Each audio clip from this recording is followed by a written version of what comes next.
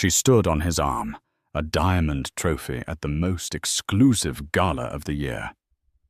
The whispers from New York's elite called her the victor, the young, ambitious mistress who had finally dethroned the forgotten wife.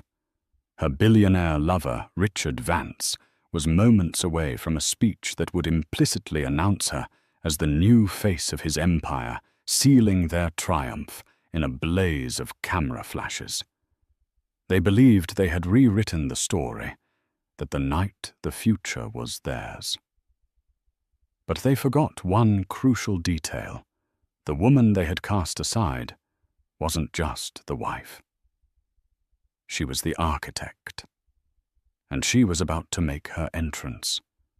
The air in the back of the Rolls-Royce Phantom was thick with the scent of Serafina Monet's ambition, a custom blend of Tom Ford's fucking fabulous and the intoxicating aroma of imminent victory.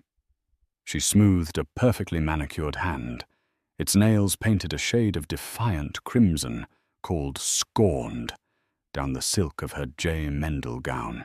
The fabric was the color of liquid gold, clinging to her meticulously sculpted body like a second skin. It was a declaration. Tonight, she was not just an accessory. She was the prize. Beside her, Richard Vance adjusted the Patek Philippe on his wrist, the subtle click of the platinum clasp, the only sound in the plush interior. He was a man carved from privilege and power, with a jawline as sharp as his business acumen and eyes the color of old money. He smiled at her, a confident, predatory smile that had once made her weak in the knees. Now, it just felt like confirmation. Nervous darling. He murmured, his voice a low baritone that had charmed countless boardrooms, and for the past 18 months, her. Serafina laughed, a sound she had practiced to be light and effervescent. Nervous Richard. I feel like I was born for this. And in a way she was. Serafina hadn't been born into the world of Park Avenue penthouses and summering in the Hamptons. She had clawed her way into it. She'd started as a junior marketing associate at Vance Innovations, a wide-eyed girl from a middle-class suburb with a hunger that the other silver-spooned interns couldn't comprehend. She saw Richard not just as the CEO, but as a gatekeeper to a different universe. She had studied him, learned his tastes, his weaknesses, his desires. His greatest weakness, she'd discovered, was his vanity. His greatest desire was to feel young and adored. His wife Eleanor had long since ceased to provide that. Serafina had only seen photos of her a woman with classic, severe beauty, perpetually dressed in tasteful but uninspired Chanel suits. The society pages called her the reclusive Mrs. Vance, a ghost who haunted the background of her husband's empire. Richard spoke of her with a mixture of pity and annoyance, a business arrangement that had grown stale. She's comfortable, he'd say the word, dripping with disdain. She doesn't understand the drive, the fire. Serafina was all fire. The car glided to a stop before the grand entrance of the Metropolitan Museum of Art. The Vance Foundation annual charity gala was the crown jewel of the New York social calendar, a night where titans of industry paid exorbitant sums to dine amongst ancient artifacts, all under the guise of philanthropy. Tonight it was to be her coronation. For weeks, the gossip columns fueled by anonymous tips from Serafina's own burner phone had been buzzing. Richard Vance was set to formally separate from his wife, and his stunning new partner was about to be officially revealed. The flashbulbs were blinding as the door was opened by a uniformed attendant. Richard stepped out first, a king surveying his domain. Then he turned and offered his hand to Serafina. She took it, stepping onto the red carpet as a cacophony of shutters erupted. She smiled, a perfect, dazzling display of white teeth her head held high. She could feel the stares, hear the frantic whispers of the reporters. "Mr. Vance, is this your official companion for the evening?" "Serafina over here." "Who are you wearing?" She let Richard handle the press, her hand possessively tucked into the crook of his arm. Inside the great hall was a sea of glittering jewels and tailored tuxedos. A string quartet played Vivaldi from a balcony, the notes weaving through the polite chatter. Serafina's eyes scanned the room, drinking in the power, the sheer unapologetic wealth. She saw Donovan Sterling, Richard's chief rival from Sterling Enterprises, watching them with a cynical smirk. She saw socialites whose Instagram feeds she had studied like textbooks, their faces a mixture of envy and disapproval. She reveled in it all. Richard leaned in close, his breath warm against her ear. "See, this is where you belong. Not tucked away in some dusty mansion on the Upper East Side." It was a direct jab at Eleanor, and it thrilled Serafina. She squeezed his arm. "It's everything I ever dreamed of." They moved through the crowd, a vortex of power and scandal. Richard was in his element, greeting senators and hedge fund managers with practiced ease, his hand always resting proprietorially on the small of Serafina's back. He introduced her not as his girlfriend, but with a deliberate ambiguity that fueled the speculation. "This is Serafina Monet, my visionary new partner." She played her part flawlessly, discussing market trends with a tech billionaire one moment and complimenting a society doyenne on her Harry Winston necklace the next. She felt their judgment, the cold appraisal in their eyes, but she mistook it for jealousy. They were looking at the future, and she was it. Eleanor Vance was the past, a black-and-white photograph in a digital world.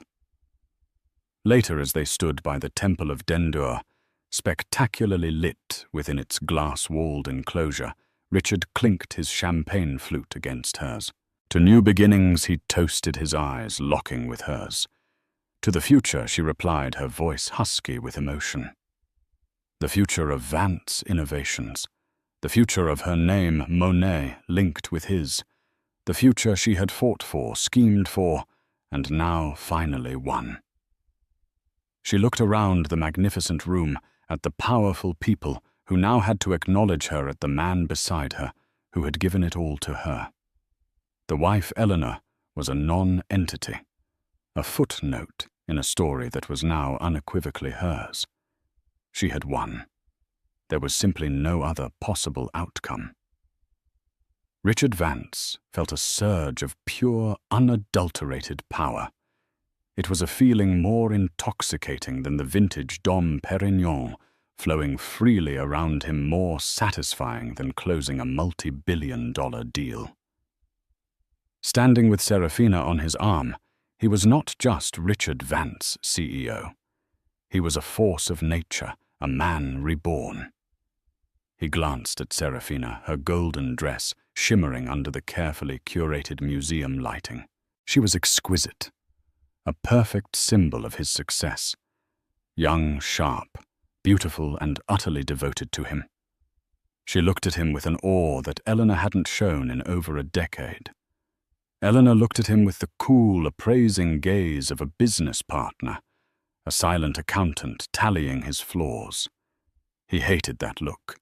He hated the quiet way she could dissect his most ambitious plans with a single logical question.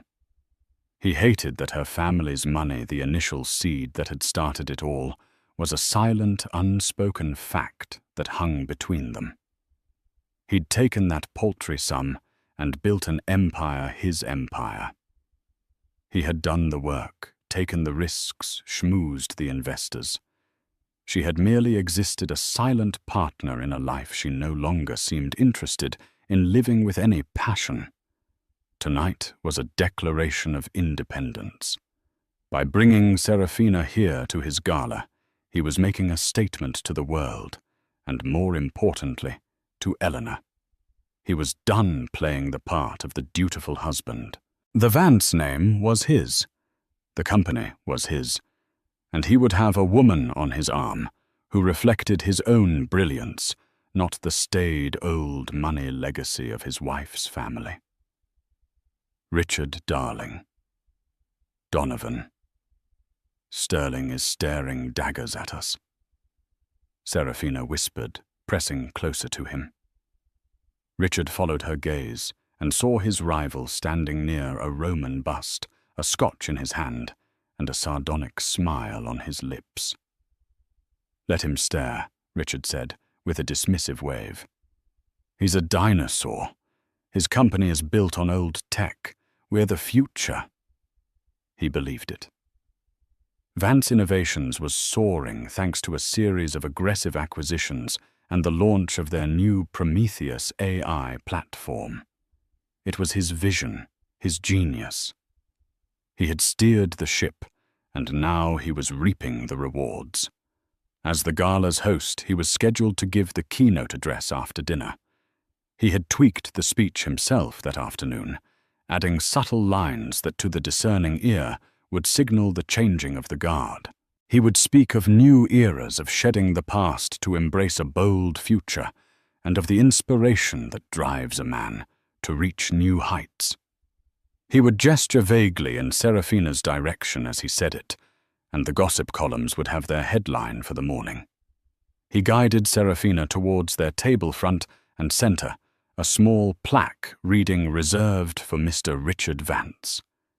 He made a point of pulling out her chair himself, a public display of chivalry that was both for her and for the hundreds of pairs of eyes watching them. The dinner was a blur of bland poached salmon and meaningful conversations. He networked, he charmed, he held court. All the while he was acutely aware of Serafina beside him, her presence a constant, thrilling validation. He felt a pang of guilt, but it was shallow, easily dismissed. Eleanor had chosen this. She had chosen her charities, her quiet lunches at the Carlisle, her predictable, passionless existence. She had checked out of their marriage years ago, leaving him no choice but to seek life elsewhere. This was a consequence of her own coldness, not his infidelity. Or so he told himself. When the time came, the Foundation's chairman, a portly man named Arthur Hemmings, walked to the stage. And now it gives me great pleasure to introduce the man whose vision and generosity make all of this possible. The founder and CEO of Vance Innovations. Mr. Richard Vance. Applause, polite but enthusiastic, filled the hall. Richard stood buttoning his custom Brioni tuxedo jacket.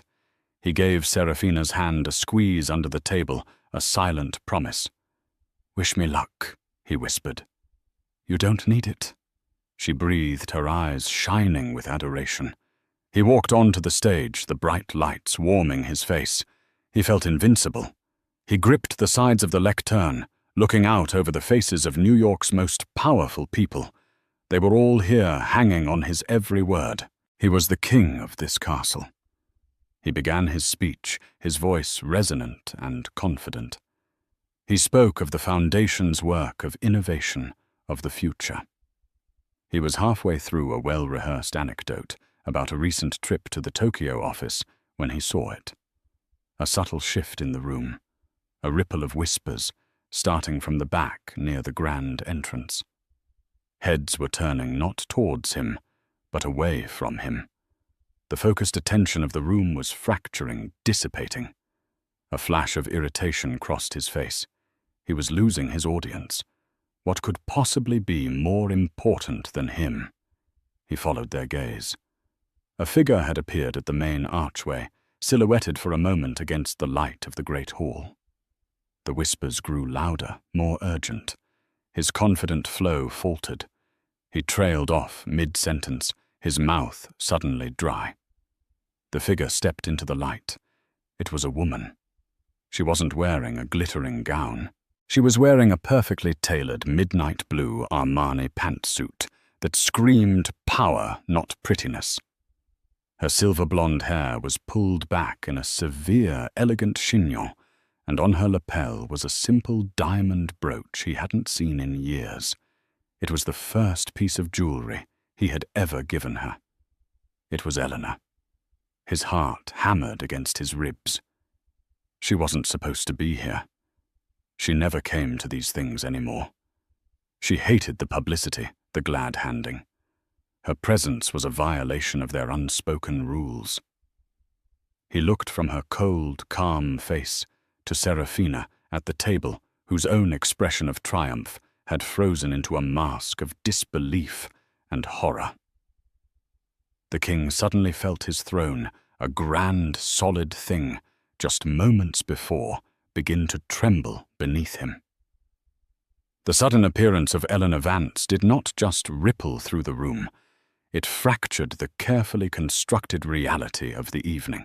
The polite veneer of high society, usually so resilient, cracked under the weight of her silent, unexpected arrival. The string quartet, sensing the seismic shift in atmosphere, faltered for a moment. A single violin, screeching a discordant note before they hastily resumed playing. But it was too late. The spell was broken. Donovan Sterling, who had been observing Richard's preening performance with the detached amusement of a seasoned predator, leaned back in his chair and took a slow sip of his Macallan 25. He'd known Richard for 2 decades, had competed against him, and despised his flashy, substanceless approach to business. He had watched Richard parade his young mistress around all evening with a sense of grim satisfaction, knowing that such hubris always eventually meets its comeuppance. He just hadn't expected it to be so swift and so beautifully dramatic. "Well, well," he murmured to the investment banker, sitting next to him. The ghost of banquets passed.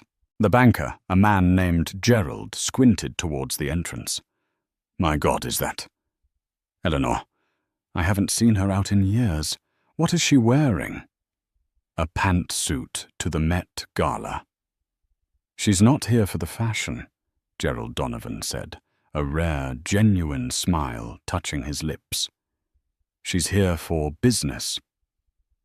At a nearby table, Beatrice Caldwell, a society columnist for a high-end magazine, whose pen could make or break a reputation, was already dictating a frantic message into her phone. "Eleanor Vance has just arrived.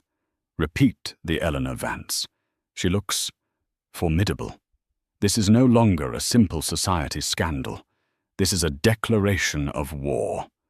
Get a photographer to the entrance now. Forget the B-list celebrities on the steps."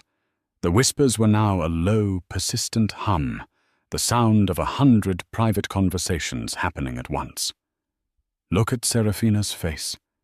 She looks like she's seen a ghost. Poor girl. She actually thought she had him. Don't feel too sorry for her. She knew what she was getting into. But to do this here in front of everyone, it's magnificent and utterly brutal. Richard looks like he's about to have an aneurysm on stage." They were right. On the brightly lit stage, Richard Vance was frozen. His speech, his confident posture, his carefully crafted persona all had evaporated. He looked like a man who had been caught not just with his hand in the cookie jar, but attempting to steal the entire jar factory. His eyes darted between Eleanor, a vision of icy composure, walking slowly, deliberately into the room, and Serafina, whose face had gone pale beneath her expensive makeup.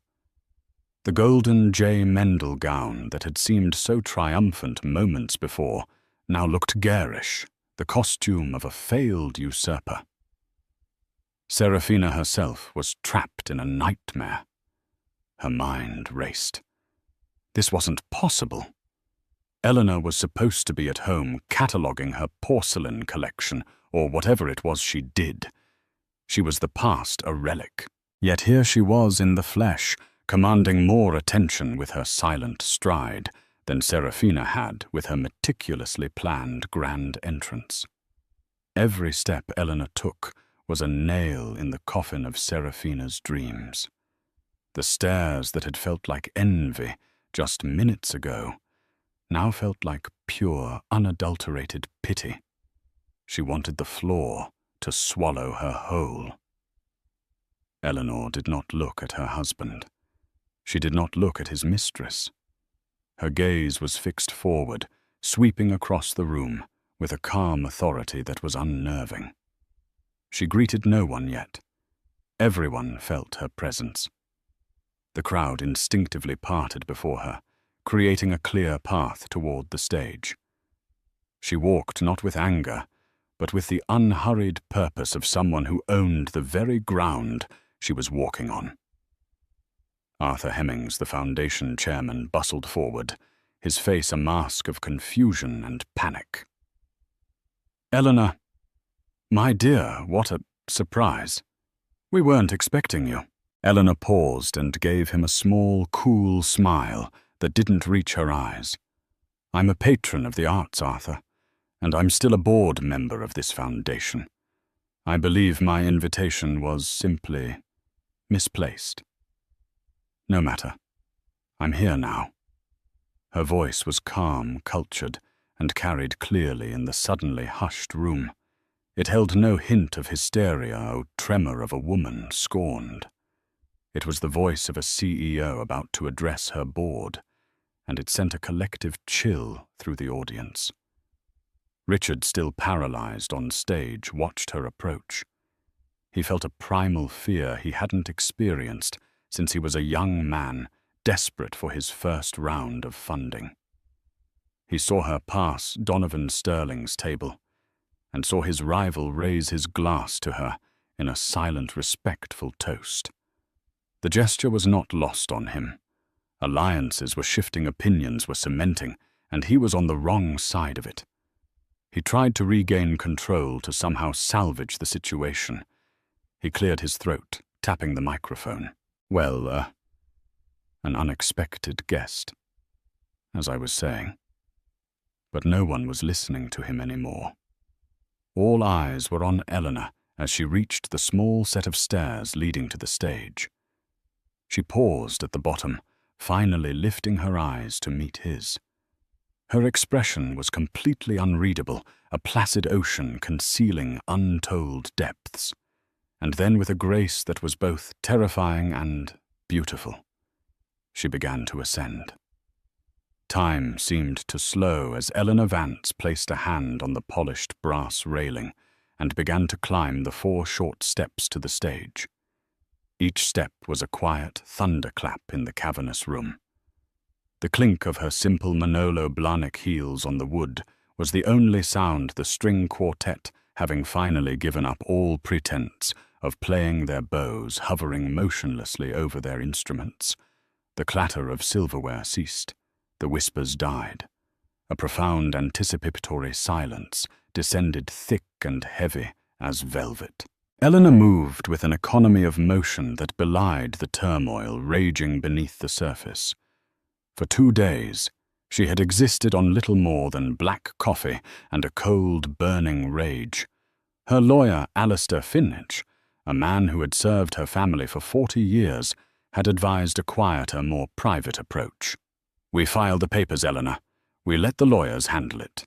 A public scene will only tarnish the Vance name," he'd cautioned in his dusty wood-panelled office.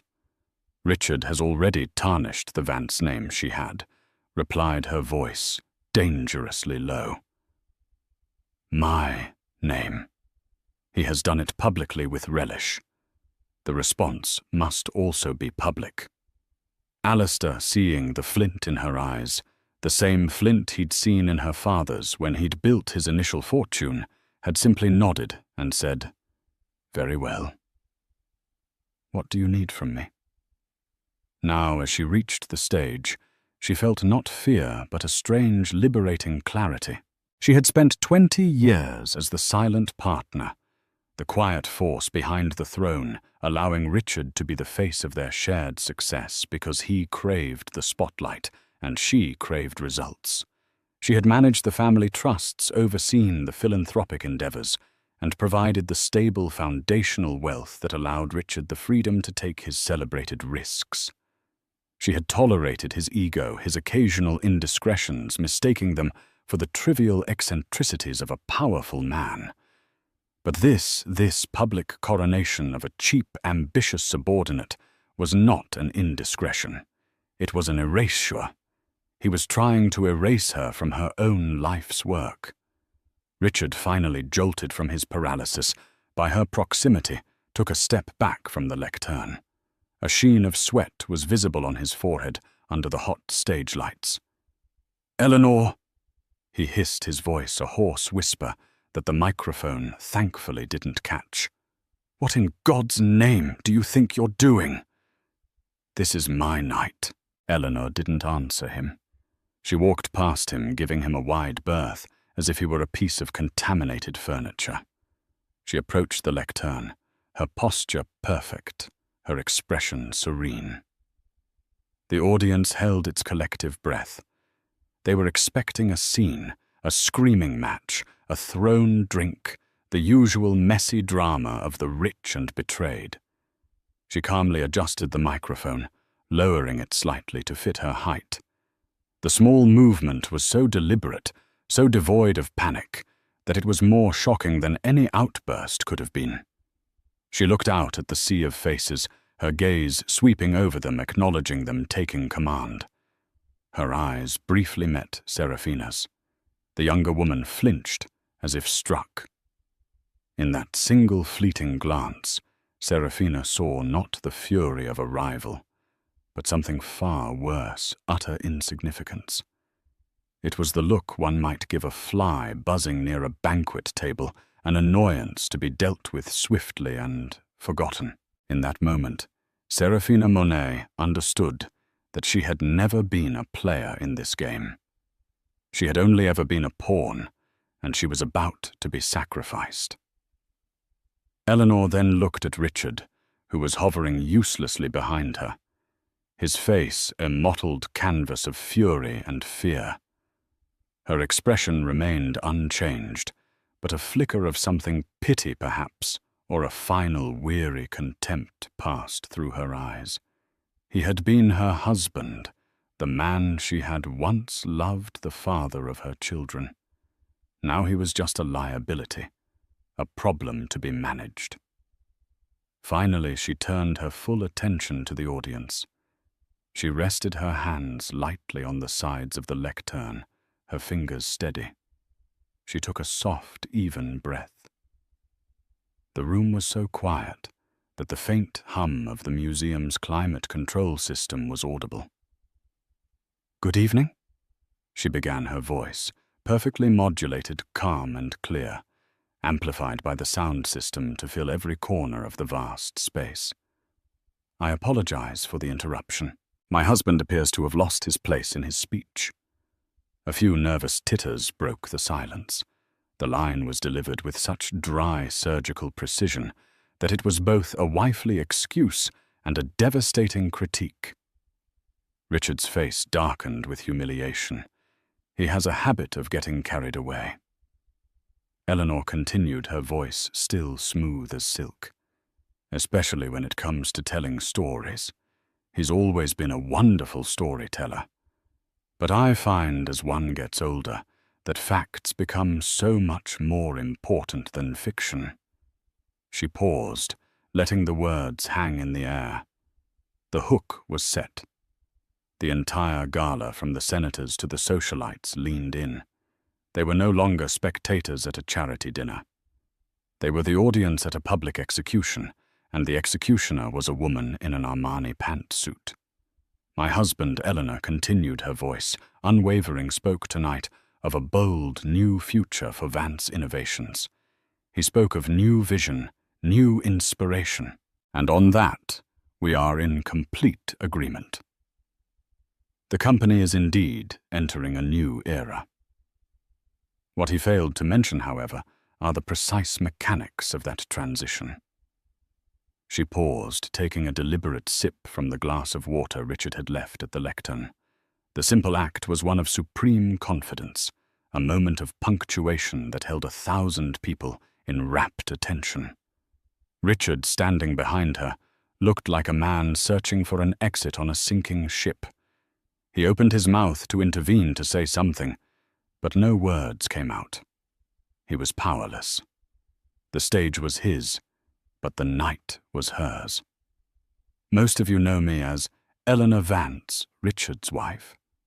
She set her eyes, scanning the faces of people she had known for decades. The quiet one, the one who chairs the library committee and hosts the occasional charity luncheon. This was a narrative that for a long time was convenient. It allowed my husband to be the public face of our endeavors, while I managed the less glamorous but far more critical foundational aspects of our wealth. A murmur went through the room. This was not the speech of a scorned woman. This was the speech of a chairman of the board. When my father George DeWitt passed away, Eleanor's voice took on a sharper, more clinical tone.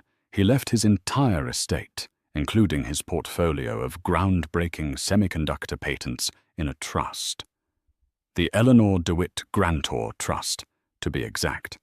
It was that trust, and only that trust, that provided the seed capital, the intellectual property, and the collateral for the first 5 years of the company that would become Vance Innovations. Donovan Sterling sat bolt upright in his chair, the Scotch forgotten. He, like everyone else, had assumed Richard had built the company from the ground up, a classic self-made man narrative. The truth was so much more complex and so much more devastating. The legal structure is quite simple for those of you in finance. Eleanor went on, a hint of steel entering her voice. The trust is the majority shareholder of Vance Innovations, holding 62% of all voting stock. I am the sole trustee and sole beneficiary of that trust. My husband was granted the position of CEO and chairman as part of a management agreement, an agreement contingent upon his acting in the best financial interests of the trust, of my interests. The silence in the room was now absolute, a heavy, suffocating blanket. Every person present was furiously recalculating their understanding of Richard Vance. The king was a regent. The emperor had no clothes. For the last 18 months, Eleanor said, her gaze finally briefly flicking towards Seraphina, who looked as if she might physically faint. Mr. Vance has engaged in behavior that can only be described as reckless. He has used corporate funds for personal extravagance that goes far beyond the bounds of his compensation package. He has leveraged company assets to secure personal loans for non-business-related ventures. She let the euphemism hang in the air, a poisoned dart, and his recent attempts to install a demonstrably unqualified individual. Her eyes were now locked on Seraphina, cold and unforgiving, into a senior strategic role without board approval constitutes a flagrant breach of his fiduciary duty. Seraphina felt 1,000 pairs of eyes on her, stripping her bare. It was true. Richard had promised her a newly created Chief Strategy Officer position, a title that would have cemented her position and given her a 7-figure salary. It had felt like the ultimate prize. Now it was just another exhibit in her public humiliation. Therefore, Eleanor announced, her voice ringing with finality. As of 9 o'clock this evening, an emergency injunction was filed with the New York State Supreme Court and delivered to the board. Pursuant to Section 7B of the Management Agreement, the Morality Clause, for those who appreciate a touch of irony, I have exercised my right as sole trustee to terminate Richard Vance's management contract for cause effective immediately. A collective gasp swept the room. It was an audible shockwave. He is hereby removed as CEO and chairman of the board of Vance Innovations, Eleanor declared. Richard staggered back a step, his face ashen. He looked not at Eleanor, but at the stunned faces of his peers, his friends, his rivals. He saw no sympathy. He saw only the cold, hard calculus of a power shift. He was no longer one of them. Furthermore, Eleanor wasn't finished. She was twisting the knife. The board was convened via emergency conference call 2 hours ago. They have unanimously voted to install an interim CEO to oversee operations while a permanent replacement is found. As the majority shareholder, I will be assuming the role of executive chairwoman to guide the company through this transition. She looked directly at Richard, and for the first time, a sliver of emotion showed on her face, a profound glacial disappointment. Richard, your personal effects will be packed and sent to your club. The locks on the townhouse have been changed. The corporate accounts have been frozen.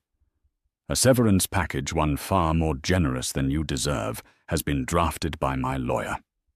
I suggest you sign it. She then looked back at the audience. I apologize for bringing business to a charity event. But when an infection is found, it must be cut out swiftly and cleanly before it poisons the entire organism. Vance Innovations is a strong company. It was built on a solid foundation, and it will have a bold, new, and transparent future. Thank you. With that, she stepped back from the lectern. She had not raised her voice. She had not cried. She had simply and methodically, with the precision of a surgeon, dismantled a man's life and empire in under 5 minutes. For a long moment, nobody moved. The only sound was the frantic, almost silent clicking of Beatrice Caldwell's thumbs on her phone's screen. Her face illuminated by its glow as she typed the story that would shatter the internet by midnight. The guests were frozen, trapped between the thrill of witnessing such a monumental implosion and the social awkwardness of its immediate aftermath. Then the dam broke. The photographers who had been held at the edges of the room surged forward, their flashes erupting in a blinding, strobing frenzy. They ignored Eleanor, who was now being discreetly flanked by 2 stern-looking men in dark suits she had hired for the occasion. Their lenses were aimed squarely at the 2 figures left stranded on the stage, the deposed king and his would-be queen. Richard Vance stood as if turned to stone, his face a grotesque mask of disbelief. The world he had built, the identity he had so carefully curated, had been obliterated. He was no longer Richard Vance, the visionary CEO. He was just a man in an expensive suit who had been fired by his wife in front of everyone he knew. He saw his rival, Donovan Sterling, slowly get to his feet and begin a slow, deliberate clap. It was an applause of one, but it was deafening in its mockery. Soon a few others, those who had long harbored resentment for Richard's arrogance, joined in. It was not an ovation, it was a verdict. Seraphina's world had shrunk to the size of the tabletop in front of her.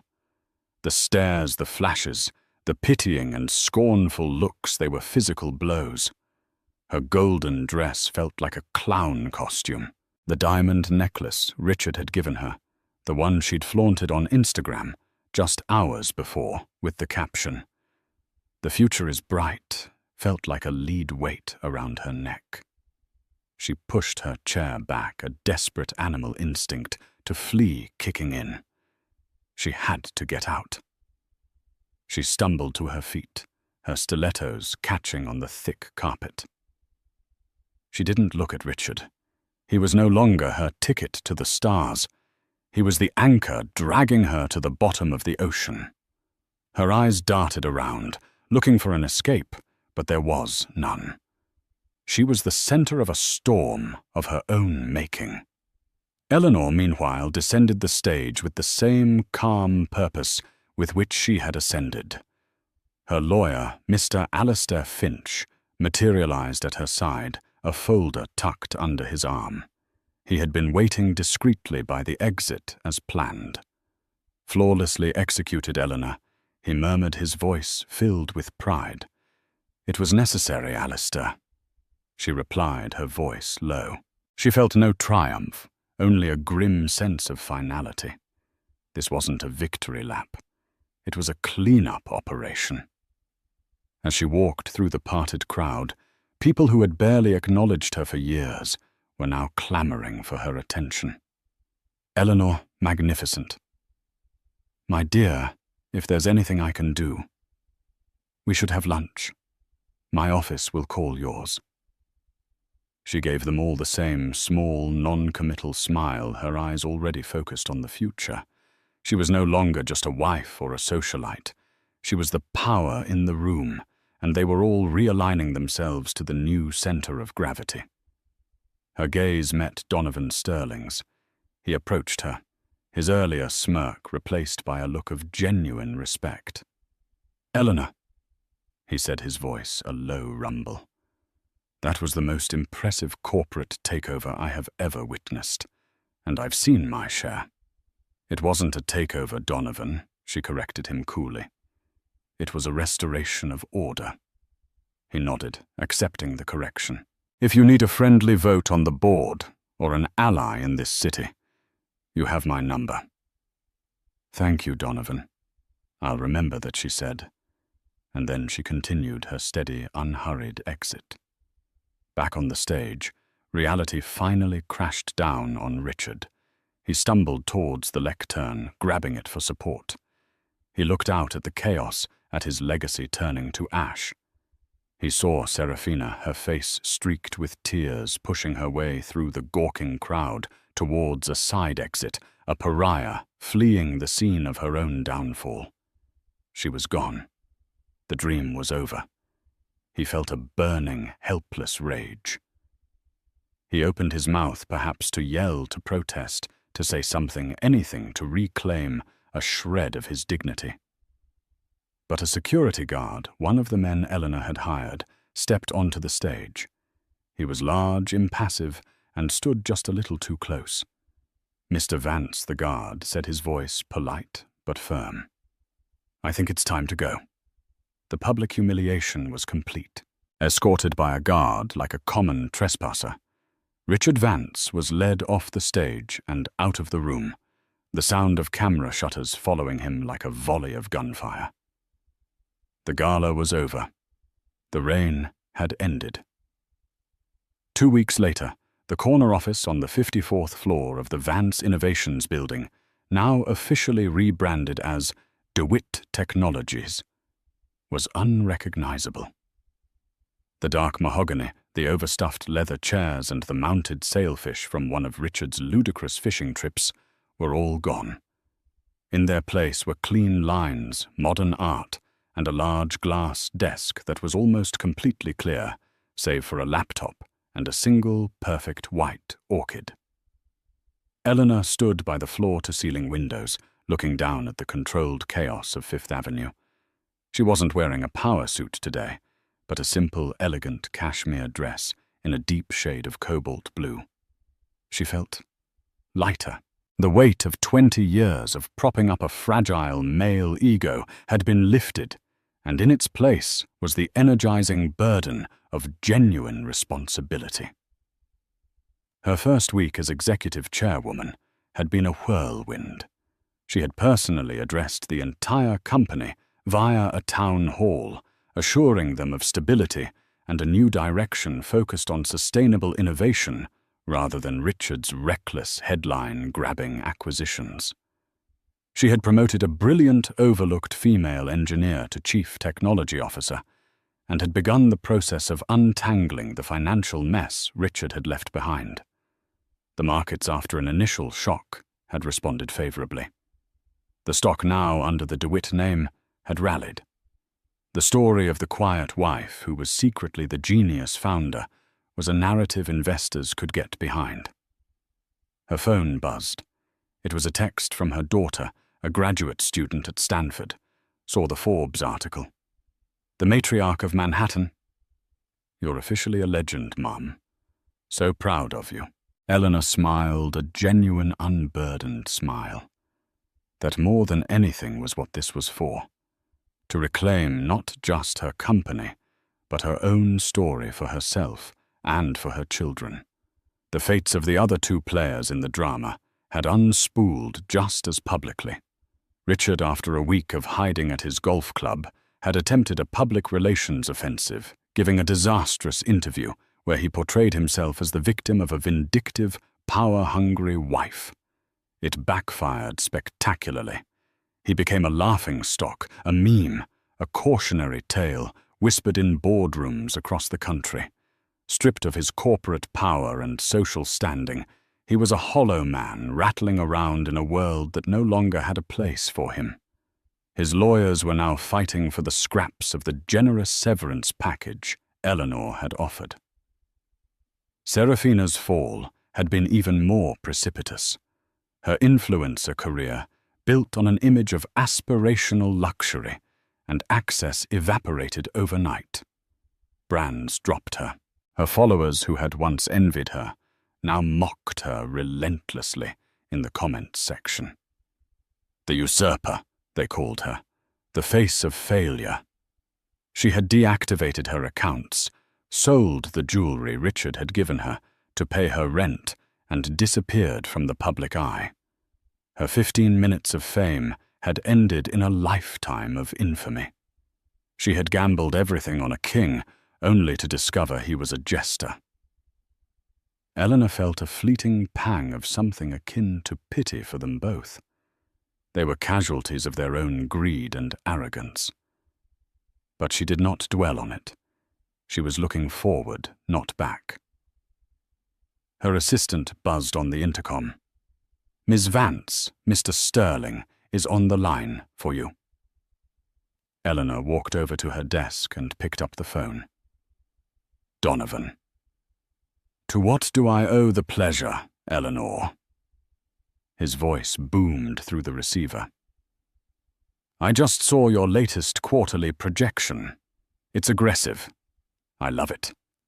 I think it's time we talked about that merger my people proposed a few years back." The one Richard laughed out of the room. Eleanor gazed out the window again at the spires of the city stretching out before her. A new landscape of possibilities. "I'm listening," she said, a hint of a smile in her voice.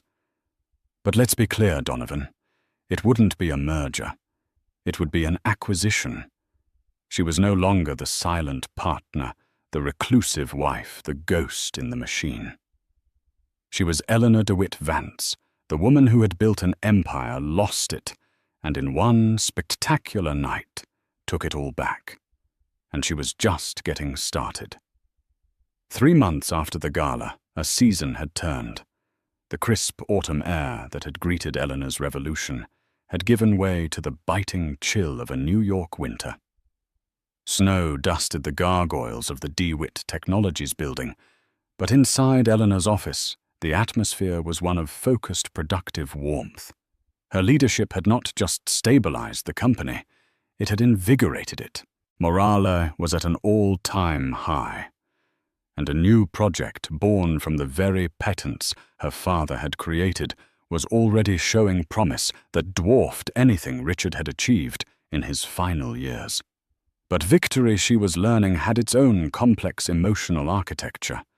It was not a single triumphant peak, but a new landscape to be navigated, complete with its own ghosts. Today she was confronting them directly. She stood not in her sleek, modern office, but in the echoing marble foyer of the Upper East Side townhouse she had once called home. The air was cold, the heating turned down to a skeletal minimum. Most of the furniture was gone, either sold or sent to her new, more contemporary apartment overlooking Central Park. All that remained were a few pieces shrouded in white dust covers, looking like silent, sorrowful spectres. She was here for a final walk-through before the property was listed, a final severing of ties. She walked into the grand library, a room where she had spent countless lonely evenings while Richard was working late. The shelves once lined with his collection of unread leather-bound classics were now bare. She ran a hand along the dusty wood of his former desk. The very desk where he had likely taken Seraphina's calls, where he had planned his new life while living in the shell of their old one. She felt no anger, only a profound sense of distance, as if observing the artifacts of a stranger's life.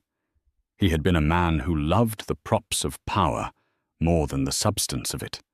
This empty room was a perfect monument to him. Her phone vibrated in her coat pocket. An unknown number. She almost ignored it, but a strange intuition made her answer. "Hello." The voice on the other end was a ghost itself, thinner, raspier, stripped of its confident baritone. "Ellie Richard." She straightened her spine, her hand falling away from the desk. "There is nothing for us to discuss, Richard. Communicate through your lawyer." "Please," he begged, and the sound was so alien, so pathetic, it was jarring. Just 5 minutes. I'm at the club. They're talking about revoking my membership, my own goddamn club. That is a consequence of your actions," she said, her voice as cold and empty as the room around her. "I know, God, I know. I was an idiot, a blind, arrogant fool. I see that now." He paused, and she could hear the shakiness of his breath. I find myself thinking about that trip we took to Lake Como after we first got the funding. Before everything. Remember that little restaurant, Ellie? Remember how we felt? We were a team. We were going to conquer the world. It was a classic manipulation, an appeal to a past he had systematically dismantled. A year ago it might have worked. It might have found a crack in her resolve. But she was no longer that woman. The foundation had been tested, and the cracks had been filled with steel. I remember a young woman who believed in her husband. She said, her voice quiet but unyielding. And I remember a man who took that belief and used it as a ladder, kicking away the rungs as he climbed. The past you're remembering is a fiction you wrote, Richard. I am living in the present. Goodbye. She ended the call before he could respond, blocking the number immediately. She felt a tremor in her hand, the last echo of a 20-year connection finally being severed. It was not triumph. It was just closure. A necessary, painful amputation. Later that afternoon, her son Arthur met her at the townhouse. At 22, he had his father's height, but her thoughtful, steady eyes. He'd been studying abroad during the gala, and had returned to a family landscape utterly transformed. He walked through the empty rooms, his hands in his pockets. "It's weird seeing it like this," he said, his voice low. "Like a museum, after all the exhibits have been taken away. It's just a house, Arthur," she said gently. He stopped in front of the grand staircase. "I saw him last week. Dad. I met him for coffee." Eleanor weighted her expression carefully neutral. "He looks old," Arthur continued, struggling with the words. "Beaten. He kept talking about his legacy, about how you had stolen it. I told him he was the one who threw it away. He didn't like that." Arthur finally looked at her, his eyes filled with a sad maturity. Was this the only way Mom to do it so? Publicly? It was the question she had asked herself in the dark hours of the night. She owed her son the truth. Your father was planning to install that woman on the board. She explained, her voice even. He was going to leverage company assets to give her a title and a payout that would have been a golden parachute for life, all at the expense of the company you and your sister will one day inherit. He was poisoning the well, Arthur. Not just our marriage, but the very foundation of this family's legacy, your grandfather's legacy. A private divorce would have been a quiet negotiation. He would have walked away with a fortune and a story that he had simply moved on. The truth would have been buried. Sometimes the only way to treat a sickness is to expose it to the light. It was brutal, yes, but it was also the only way to truly save the company, to save our legacy. Arthur nodded slowly, processing it all. He built it, though. Didn't he? He was the face of it, Eleanor corrected softly. But a face is nothing without the heart and brain that make it work. The heart of that company was your grandfather's genius, and the brain was the strategy I helped manage from this very house. Your father was the salesman, a brilliant one for a time, but he forgot what he was selling. She put a hand on his arm. This was never about revenge. It was about restoration. Now DeWitt Technologies is secure. Its future and yours is secure. That is a legacy worth fighting for. He looked at her truly, looked at her not just as his mother, but as the formidable woman she had become. A slow smile spread across his face. The matriarch of Manhattan, he said, echoing his sister's text. I like it. Leaving the townhouse a final time, Eleanor locked the heavy oak doors herself. The decisive click of the deadbolt echoed in the empty street. She walked past the spot where Richard's Rolls-Royce used to wait for him and got into the driver's seat of her own car, a sleek electric Porsche Taycan, silent and powerful. As she pulled away from the curb, she didn't look back. The past was a house of empty rooms. The future was a city of soaring towers waiting for her. And for the first time in a very long time, she was the one behind the wheel. Eleanor Vance's story isn't just about revenge. It's a masterclass in power strategy and the profound strength of knowing your own worth. She proved that the quietest person in the room is often the one holding all the cards, waiting for the perfect moment to play a winning hand. While Richard and Serafina chased the spotlight, she owned the entire stage. What did you think of her final move? Was it pure genius or cold-hearted justice served on a silver platter? Could Richard have ever seen it coming?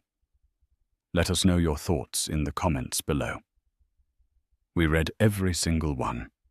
If you love stories of epic comebacks and watching empires shift in a single night, don't forget to hit that like button, share this video with someone who needs to see a true power play, and most importantly, subscribe to our channel for more unforgettable tales. Click that notification bell so you never miss a moment of the drama.